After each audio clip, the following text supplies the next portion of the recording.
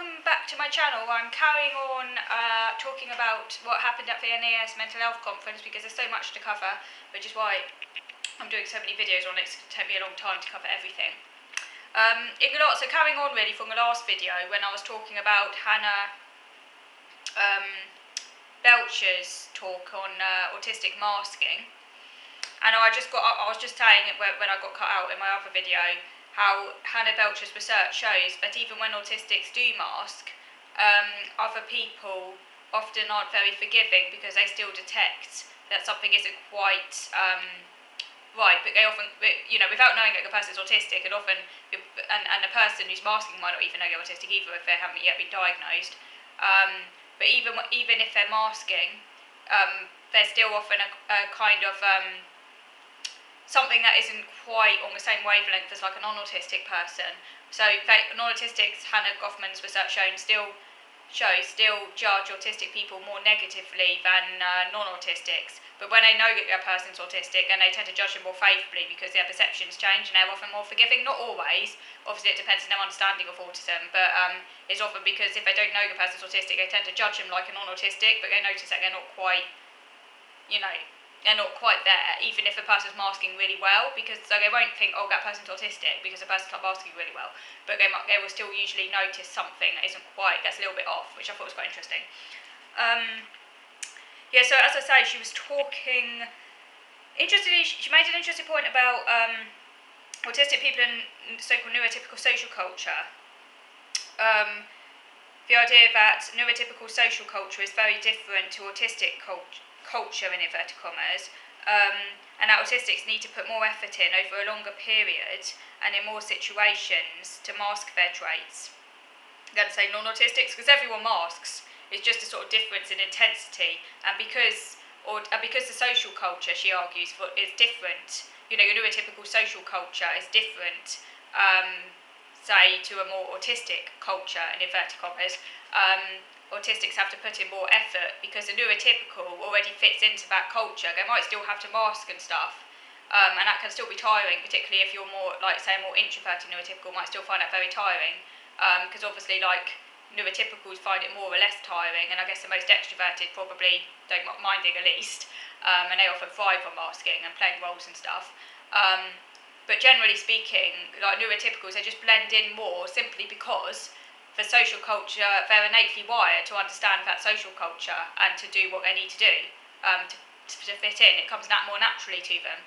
Whereas for autistics who aren't in that social culture, obviously there's loads more effort because it's kind of, it's not natural and there's a sense of inauthenticity there. Wherever you are, and no matter what context, even if you're with your friends, you can still be feeling a sense of inauthenticity and not being able to relax. Whereas non-autistics, when they're with their friends, can relax usually. An autistic person, even with their friends, if those friends don't understand them, might still not be able to truly relax, like they still have to perform in every situation, because every situation can be unnatural, sort of thing. But she seems to suggest, though, she suggests that we do a kind of a thought experiment where we turn this on its head and make a sort of society where non-autistics, in a sort of hypothetical society, where non-autistics are in the minority and autistics are in the majority, and then non-autistics would have to fit into an autistic culture by masking in an autistic way, and that would take them a lot of effort. But as they are the majority, you don't see a reversal of roles. I wasn't too sure what to make of that thought experiment. I don't know, what do you think? If the autistics were in a majority, would the non-autistics, who would then be in a minority, have to put on autistic behaviours, or like mask to be autistic to fit in? I suppose, hypothetically you could sort of think about that. Obviously that's never going to happen, but as a kind of hypothetical scenario, I guess the closest to that might be, say, in some families where there's lots and lots of autistic people in the family, and say a neurotypicals in the family might be in a minority, and in order to get along, they have to try and be more autistic, sort of thing. And I say in inverted commas, just to try and help the autistic people feel better and more, what's the word, to stop meltdowns and stuff. And maybe that, and I have actually heard this actually in some families where people do that, and they say it's tiring, and the reason it's tiring is because it's not natural for them, because they're neurotypicals and they're trying to behave in a way that isn't natural for them. So yeah, so I suppose you could think of it along those lines. She quotes Goffman, who's a sociologist, by the way. He says that we all need a backstage to undo masks. We need time to recuperate. So we all need a backstage. Even neurotypicals, they need a backstage. That's why so they might be masking all day, and even most neurotypicals, they need space. They need alone time. They need time to recharge. Obviously, that depends on the extent of personality variances. Like obviously, more introverted neurotypicals will need more alone time, say, than more extroverted neurotypicals, and there's a massive variation there. But everyone, even the most extroverted of neurotypicals, would need at least some, a backstage to recuperate, to let down their mask, because acting all the time, putting on a mask all the time, it's tiring. Even for neurotypicals, it's tiring. But she says that many autistics have no backstage. There's no backstage at all. Like as I was saying earlier, even when they're with their friends, they might need a mask. Whereas for neurotypicals, they can let their hair down in inverted commas with their friends. That might not be an option for autistic people. Because their natural way of being is often so anathema to what neurotypicals consider to be acceptable behaviour. Whereas, say, a neurotypical's natural way of behaving might still be okay in certain settings, like say when they're with their friends.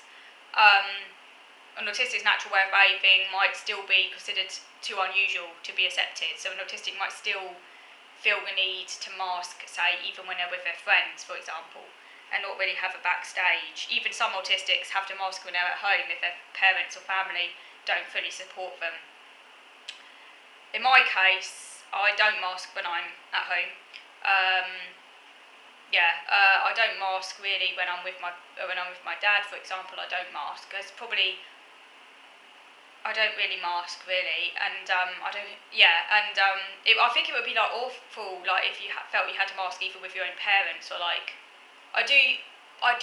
So I guess my dad obviously sees the real me more, and obviously that can lead to some conflict. But I can't mask all the time. But when I'm with my family though, like my wider family, like aunts and uncles, again I do feel I need to mask to some extent because I feel that they might not accept me if I weren't to. So I still feel. I guess it comes down to familiarity. Like the more I know someone, and the more they know me, and the more intimate the relationship, the less I need to mask. Which I guess is the case for most people, but some autistics, interestingly, just can't even mask at home, and that must be awful. Maybe they've got really strict parents or something, or like, I don't know, there's a real fear there, and they can't. That would be awful, wouldn't it? Not to feel safe to mask anywhere. Sorry, not to feel safe to be your true self anywhere. That must be awful, right? That must be awful. Yeah, she talks about here how masking increases depression and anxiety because, if you're performing all the time, that erodes your sense of who you are. It can lead to self-esteem issues, like, your sense that no one really accepts the real you and so on, not really knowing who you are, all of that. And she says that she herself has a burnout crisis once a year for several months due to masking. And she then withdraws from others because masking uses up her mental resources.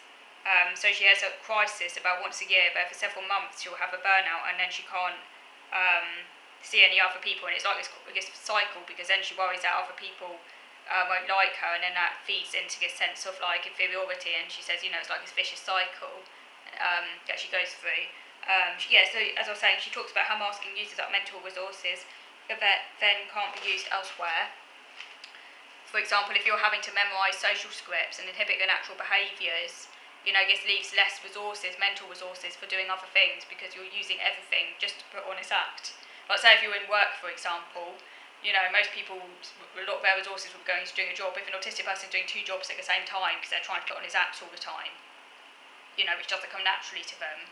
And as I say, everyone puts on an act, but the difference is that neurotypicals do it a bit more unconsciously and more automatically, so it doesn't use up quite so many resources, whereas an autistic person is having to do all of this really consciously, and it's like way more tiring, plus they're having to do the job as well. So this could easily lead to burnout for some autistic people, or like a sense of crisis. And also it can lead to a sense that our true self's not good enough, so it can lead to low self-esteem.